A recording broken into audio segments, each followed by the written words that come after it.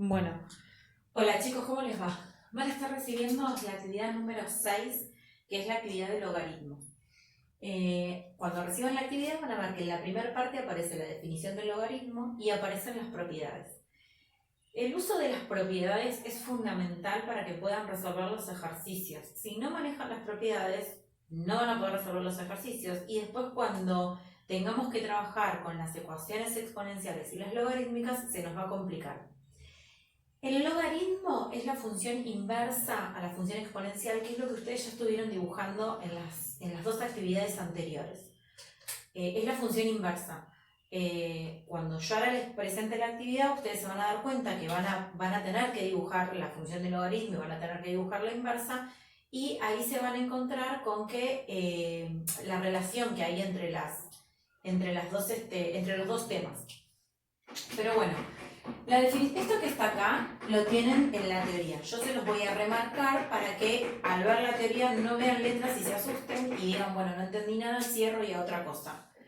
La definición de logaritmo lo que dice es que si yo quiero calcular el logaritmo de un número b en base a, va a ser igual a c si, solo si o siempre que a elevado a la c me dé b.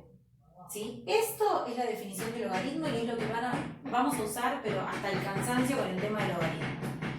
Por ejemplo, yo lo voy a usar en números. Entonces, por ejemplo, si yo quiero calcular el logaritmo de 16 en base 2, yo lo que en realidad tengo que pensar es ¿a cuánto elevo el 2? ¿A qué potencia elevo el 2 para que me dé 16? Entonces voy a decir que es 4, porque si a 2 lo elevo a la cuarta, eso me va a dar 16. Siempre cuando uno arma los logaritmos es como que hay una relación entre el argumento y la base, ¿sí? Entre este numerito y este numerito. Cuando ustedes tengan que dibujar las funciones en los próximos ejercicios y tengan que armar una tabla, siempre tienen que tratar que este numerito y este número que este número sea potencia del que tenemos del argumento, ¿sí? Ahora bien, hay dos logaritmos que van a aparecer con una notación en particular, y no es que uno se haya olvidado de poner la base, sino que cuando yo tengo el logaritmo de un número y acá no aparece la base, se entiende que la base es 10. Si no tengo la base, yo ya entiendo que es 10. Y después se van a encontrar con que hay logaritmos en donde, por lo general, esto no les va a figurar. Lo que va a figurar es esto que está acá. Esto se llama logaritmo neperiano o logaritmo natural. El logaritmo natural tiene una base, que es el número neperiano, e,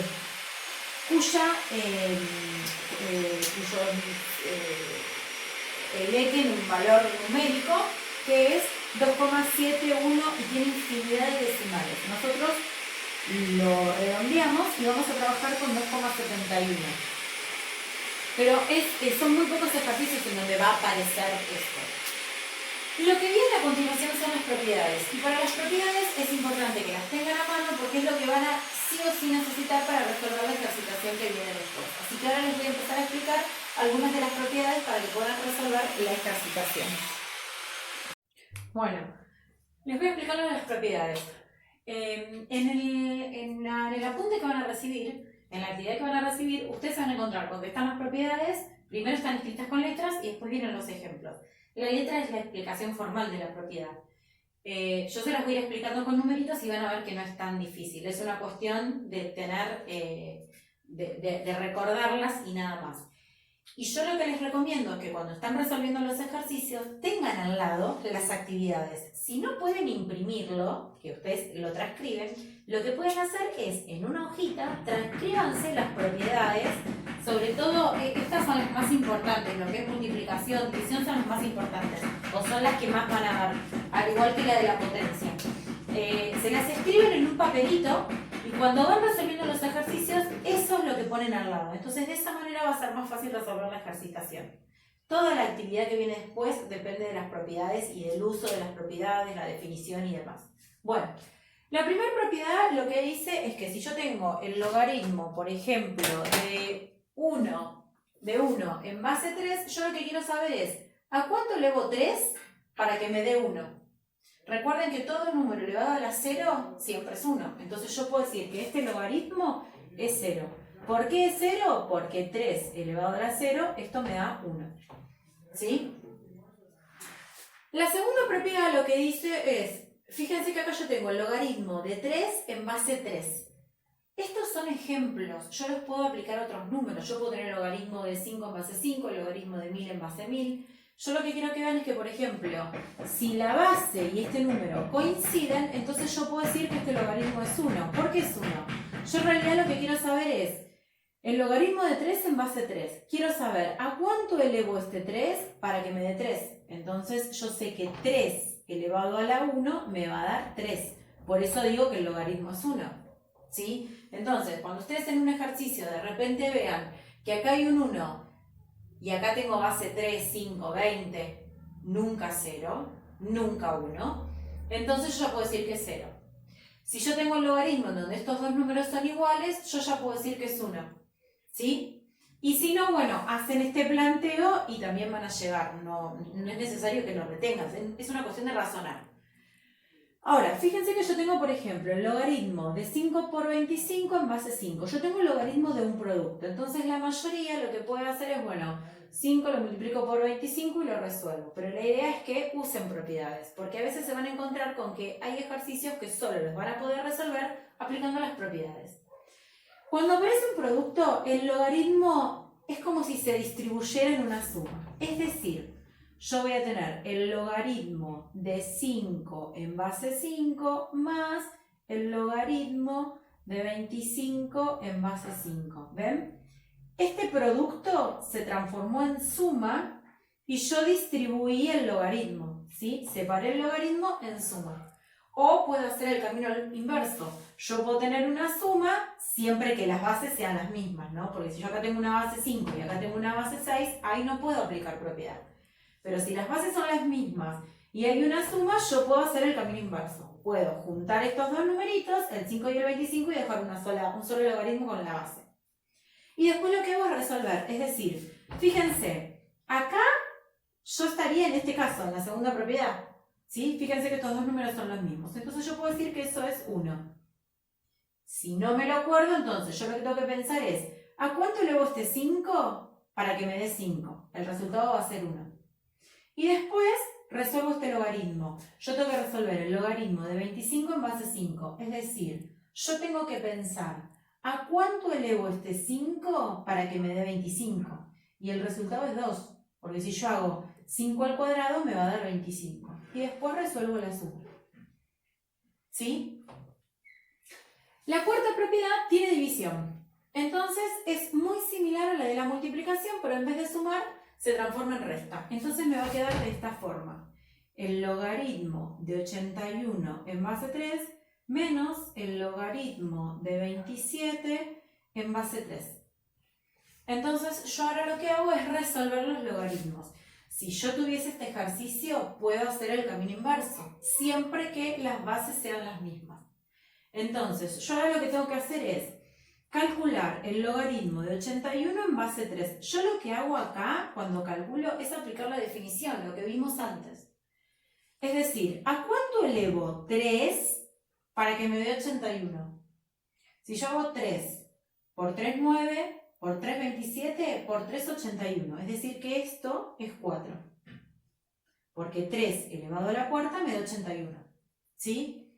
Menos el logaritmo de 27 en base 3. ¿A cuánto elevo el 3 para que me dé por resultado 27? Y la respuesta es 3. Si yo hago 3 al cubo, eso me da 27. Y luego resuelvo. 4 menos 3, 1. Ahí estoy aplicando propiedades. Otra propiedad es cuando yo tengo la potencia. En este caso, la potencia va a pasar adelante multiplicando 4 por el logaritmo de 2,16 en base 6. Entonces, con este 4 yo no puedo hacer nada. Lo que me queda hacer es averiguar este logaritmo. Es decir, ¿a cuánto elevo el 6 para que me dé por resultado 2,16? Bueno, en este caso, 6 al cubo me da 216. O sea que esto sería 3. 6 por 6 por 6, eso me da 216. Y luego resuelvo. 4 por 3, 12. va a llegar un momento que de tanto usar hay cosas que se les van a acordar, ya se van a acordar que 6 elevado al cuadrado es 16. Al principio cuesta, bueno, van a tener que empezar a pensar y a hacer cálculos, pero después, una vez que manejen las propiedades, va a estar perfecto. Estas son las propiedades que más se utilizan. La última propiedad, que es la que requiere por ahí un poco más de memoria, es la que tiene que ver con el cambio de base, que ahora les voy a explicar cómo hacemos un cambio de base. Bueno, esta última propiedad es la que tiene que ver con el cambio de base. Es una propiedad que uno la suele utilizar o la emplea cuando, por ejemplo, yo no puedo encontrar o no hay relación entre el argumento y la base. Entonces, en ese caso, tengo que usar esta propiedad. Por ejemplo, fíjense, este ejemplo es el que tienen en el apunte. Yo quiero saber el logaritmo de 8 en base a 16. Es decir, yo lo que quiero saber es a cuánto elevo el 16 para que el resultado me dé 8. Entonces, a diferencia de los otros ejemplos, es más complicado pensar a cuánto elevo el 16 para que el resultado me dé 8. Entonces, lo que hago es utilizar esta propiedad, perdón. ¿Qué es lo que voy a hacer? Yo voy a buscar una base en donde haya una relación entre estos dos numeritos, ¿sí? Por ejemplo, fíjense que 8 y 16 son potencias de 2, por ejemplo. Esa sería una posibilidad. Entonces, ¿cómo aplico la propiedad? Bueno, entonces yo voy a decir el logaritmo de 8 y le voy a poner base 2 sobre el logaritmo de 16 en base 2. ¿Ven? Al aplicar la propiedad va a aparecer la división. Este 8 es este que está acá y este 16 es este que está acá. Y yo le puse base 2 porque 8 y 16 son potencias de 2. Esa es una posibilidad. Y otra posibilidad, mucho más sencilla, es que, por ejemplo, yo le haya aplicado a los dos números el logaritmo en base 10, porque ahí ya lo puedo resolver con la calculadora. O el logaritmo neperiano, porque ahí también lo puedo usar con calculadora. Es decir, si yo resuelvo esto me va a quedar. Esto yo lo tengo que resolver, el logaritmo de 8 en base 2.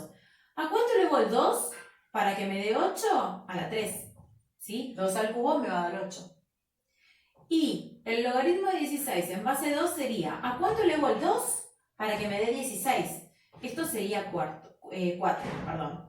Esto yo lo puedo dar por terminado ahí, el resultado es 3 cuartos, o lo divido en 3 dividido 4. ¿Sí?